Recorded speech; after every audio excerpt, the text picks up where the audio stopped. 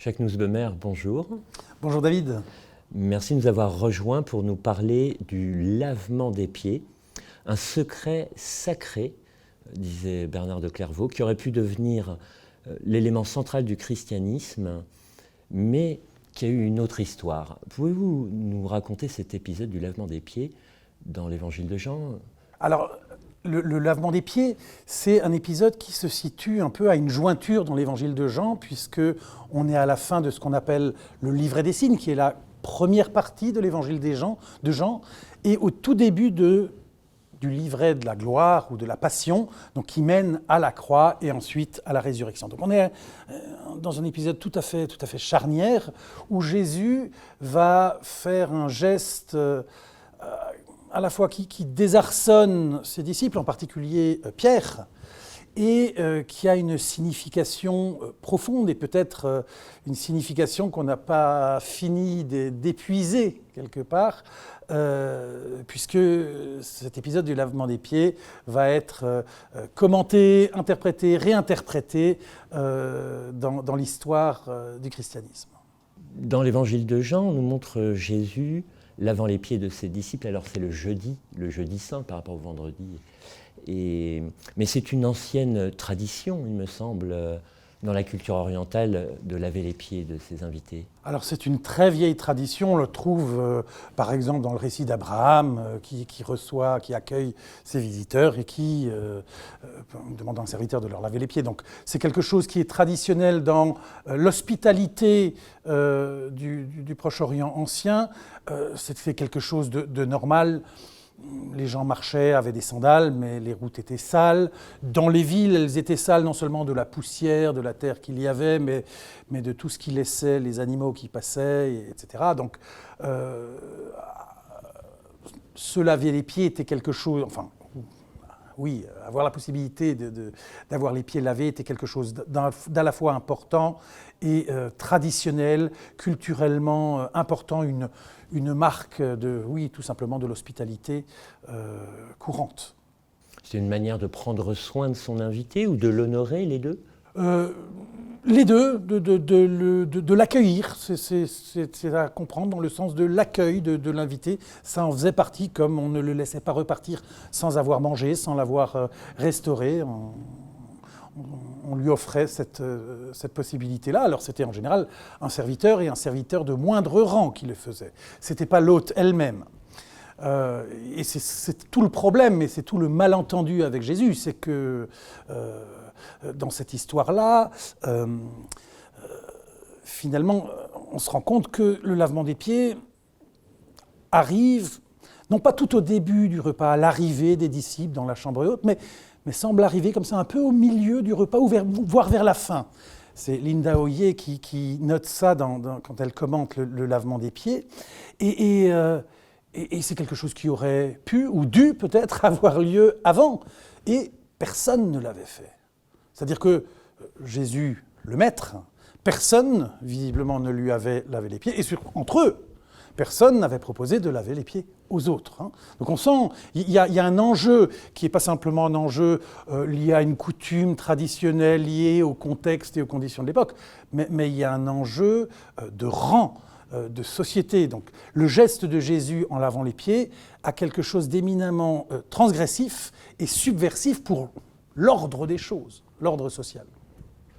Et puis le dialogue entre Jésus et Pierre nous apprend aussi que Jésus y introduit une dimension qui n'y était pas, puisque c'est la veille de sa mort à la croix, et il fait comprendre à Pierre que c'est sa purification, son pardon qui se joue. C'est là où Pierre lui dit « lave-moi tout entier ».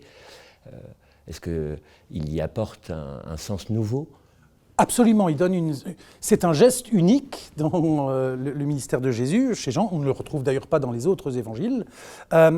Et il a un sens tout à fait unique dans ce qu'il désigne ce que Jésus va vivre et va faire volontairement pour ses disciples en acceptant d'être ce dernier des esclaves, d'être le dernier des derniers qui accepte de mourir. Et la croix est vue chez Jean comme ce sacrifice qui enlève le péché, qui purifie le péché. Et donc la pureté dont parle Jésus. Vous êtes purs, dit-il aux disciples. Quelque part, la condition de cette pureté, c'est ce geste, ce que Jésus va faire en descendant au plus bas pour servir les disciples, en mourant sur la croix. Donc il y a une signification sotériologique liée au salut qui est attachée au lavement des pieds. Et c'est ce sens-là qui est déterminant, parce que l'aspect plus largement éthique, ce que j'ai fait, faites-le aussi, c'est pas simplement soyez gentils avec les uns avec les autres, rendez-vous service, mais la relation entre les disciples est appelée à refléter véritablement ce qu'a fait le Christ de façon unique, ce que nul autre ne pouvait faire pour les disciples et plus largement pour le peuple de Dieu. C'est un exemple que je vous ai donné, faites ceci. Bernard de Clairvaux parle du secret sacré, le jeudi saint, et fait observer que cet exemple du lavement des pieds aurait dû être pris autant au sérieux que le baptême et l'Eucharistie, donc le repas du Seigneur. Comment se fait-il que ce sacrement ait disparu au point que Calvin finisse par dire non mais il est mal pratiqué et qu'il est quasiment disparu du protestantisme? Alors, c'est intéressant de noter le rapport, de citer les deux, Bernard de Clairvaux et Jean Calvin, puisqu'on sait que Calvin avait une haute estime pour Bernard de Clairvaux. Et c'est vrai que Bernard de Clairvaux le voyait comme un des sacrements, c'est-à-dire quand il dit secret sacré, c'est l'idée que ce signe nous fait plonger quelque part dans le mystère de Dieu, dans la réalité de ce que Dieu fait en Jésus-Christ. Il me semble que plusieurs choses ont contribué au fait qu'il ne soit pas intégré comme sacrement au même titre que le baptême et la scène. D'abord, c'est que c'est effectivement un récit unique à l'évangile de Jean. On ne le trouve pas présent dans les évangiles dits synoptiques, Matthieu, Marc, Luc. C'est pas quelque chose non plus qui revient beaucoup dans le Nouveau Testament. Il est question dans Timothée pour que les veuves soient inscrites sur la liste des veuves, c'est-à-dire celles qui sont financées par l'Église. Ça doit être des femmes qui sont au service de l'Église. Et un des critères, c'est avoir lavé les pieds aux saints. Donc, voilà. Mais c'est la seule mention, je crois, qu'on a encore dans le Nouveau Testament. Donc c'est un acte relativement isolé et qui paraît peut-être plus directement orienté vers les disciples à ce moment-là, disons, du ministère de Jésus. Voilà, il s'inscrit vraiment dans cette narration et moins directement dans un ordre qui serait plus évidemment lancé à l'ensemble du peuple de Dieu. Mais en même temps, quand tu dis il a quasiment disparu, c'est vrai, mais pas tout à fait. Par exemple, en protestantisme en particulier, si on prend les héritiers de la réforme radicale que sont les Ménonites, il y a encore des Ménonites qui le pratiquent. Alors c'est vrai que la pratique a plutôt baissé, en particulier au 19-20e siècle, mais en même temps, c'est quelque chose qui reste présent dans leur histoire, dans leur pratique, pas comme un sacrement, on pourrait dire plutôt comme un rite important, comme on le trouve d'ailleurs chez les catholiques, le jeudi saint. On a d'autres groupes, les adventistes aussi, le pratiquent. Un groupe moins connu peut-être en France qui s'appelle les Frères de la Grâce l'ont aussi pratiqué. Alors ça n'est pas un sacrement ou une ordonnance, dirait Calvin, au même titre que la scène et le baptême, pour, comme dit, des raisons aussi liées à sa présence dans le texte biblique, le lavement des pieds regarde un peu vers l'avant. Jésus demande à ses disciples on appelle ça, comment dire, on parle parfois de prolepse, d'un épisode proleptique, c'est-à-dire c'est quelque chose qui raconte quelque chose qui va suivre, ou qui prédit quelque chose qui va suivre. Et c'est exactement le rôle de ce récit. On est moins dans le fait de ceci en souvenir de moi. Le regard est plus tendu vers l'avant, vers la croix, que vers la croix, mais rétrospectivement. Et je crois que ça participe aussi au fait que ça n'ait pas été intégré dans la théologie des sacrements. Mais comme dit, il y a des éléments, et la question que vous posez le montre, il y a des éléments qui font dire mais pourquoi ne le serait-ce pas et que Bernard de Clairvaux en parle de cette manière-là, en donne des indices, parce qu'il y a quelque chose de très fort qui a été pratiqué dans le christianisme et qui l'est encore dans certaines branches et qui renvoie à cette purification unique réalisée à la croix et qui manifeste quelque chose de l'éthique chrétienne qui est impliquée par ce que Jésus va faire d'unique à la croix. Calvin, très moderne, critiquait la mise en scène du lavement des pieds dans l'Église. Et en faisant un saut au XXe siècle, on va avoir une réhabilitation, effectivement. Certains ont parlé du sacrement de la tendresse. Alors je fais appel, là, cette fois, à l'expérience du théologien. Comme disait Luther, c'est l'expérience qui fait le théologien. On a souvent laissé le soin de la tendresse, du soin aux femmes, et c'est à travers le soin des enfants, des personnes âgées, des malades, que l'on retrouve le lavement des pieds. Est-ce que, selon vous, c'est le sacrement de la tendresse ? Alors, je vais revenir là-dessus. Permettez-moi d'abord de mentionner quelque chose à propos de Calvin et de sa réaction par rapport à la pratique du lavement des pieds. Dans son commentaire sur ce texte-là, il est très sévère sur ce que font les évêques lorsqu'ils mettent en scène le lavement des pieds pour, par ailleurs, quelque part, en nier le sens dans la vie courante. C'est-à-dire qu'il identifie, il dénonce même un retournement du lavement des pieds. Le lavement des pieds est effectivement, dans un sens, une mise en scène, mais au sens positif du terme.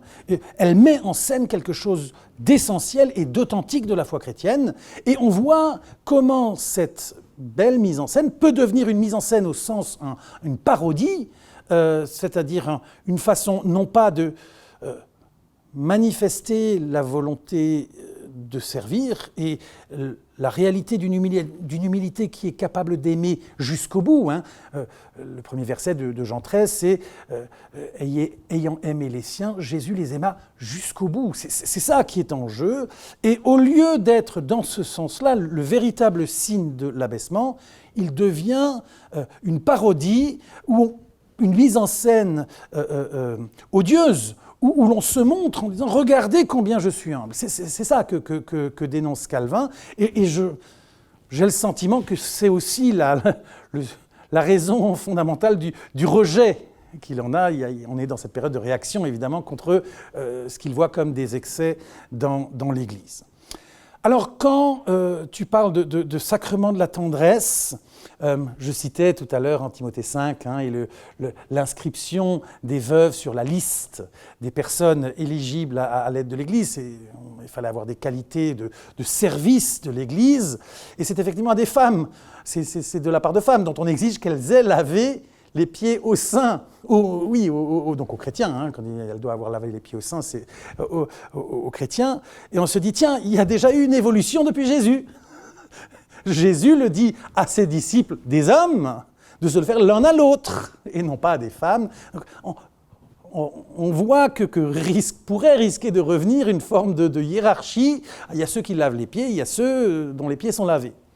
Et justement, là, il y a quelque chose qui nécessite un acte volontaire, et la visée de ce texte sur la croix montre qu'on est dans la tendresse, mais comprise au sens de Jésus-Christ. Et c'est là où je crois qu'il faut qualifier cette tendresse-là. C'est pas justement la tendresse, disons, qu'on retrouve dans le cliché de la femme, la mère, vers l'enfant qui en prend soin. C'est très beau, voilà, il y a une vraie beauté là-dedans.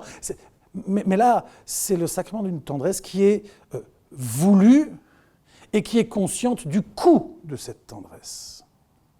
C'est-à-dire qui est prêt à aller jusqu'au bout. Si ce lavement des pieds pour Jésus est bien la croix qui l'attend, eh bien ça veut dire que l'amour que doivent manifester les disciples peut aller jusque-là, jusqu'à l'extrémité.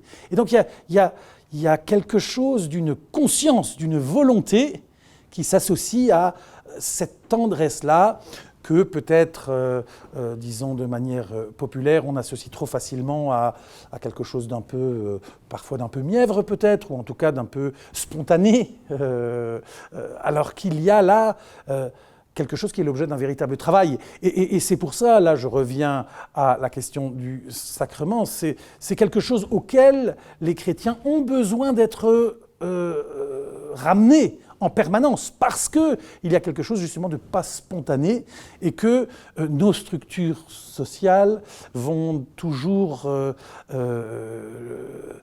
attribuer certaines tâches, les moindres, aux gens qui sont socialement les moins estimés, et que justement servir les autres en tant que disciples du Christ, c'est accepter d'être à cette place, la moindre, sans aucune estime de la part du monde, de la société qui nous entoure, à endosser ce statut du moindre esclave, de ceux qu'on considère le moins dans la société, et qui, paradoxalement, sont ceux qui sont au plus proche des besoins du quotidien.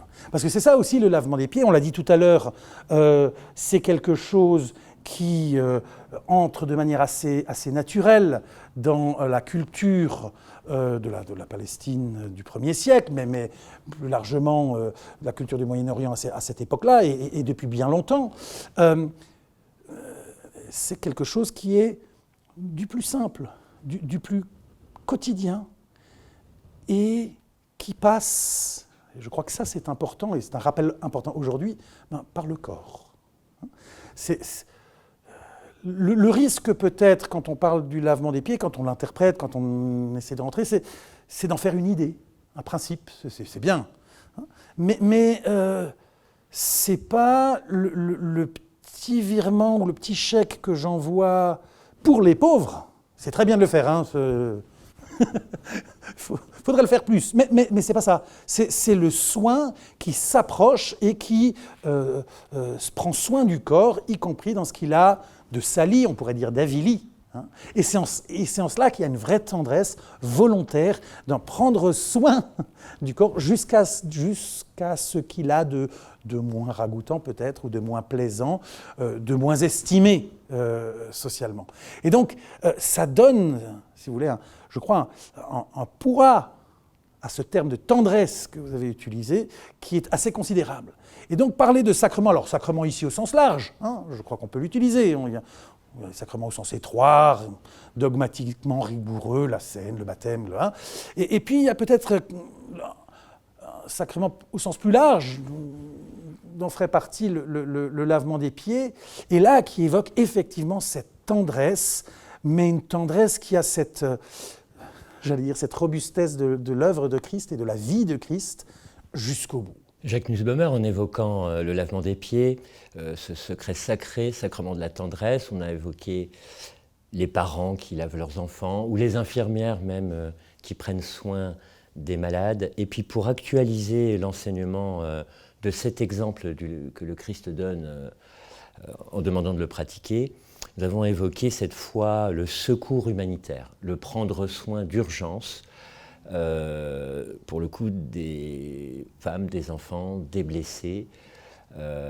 et se rendre à leur secours, suivant l'exemple que donne le Christ dans ce texte.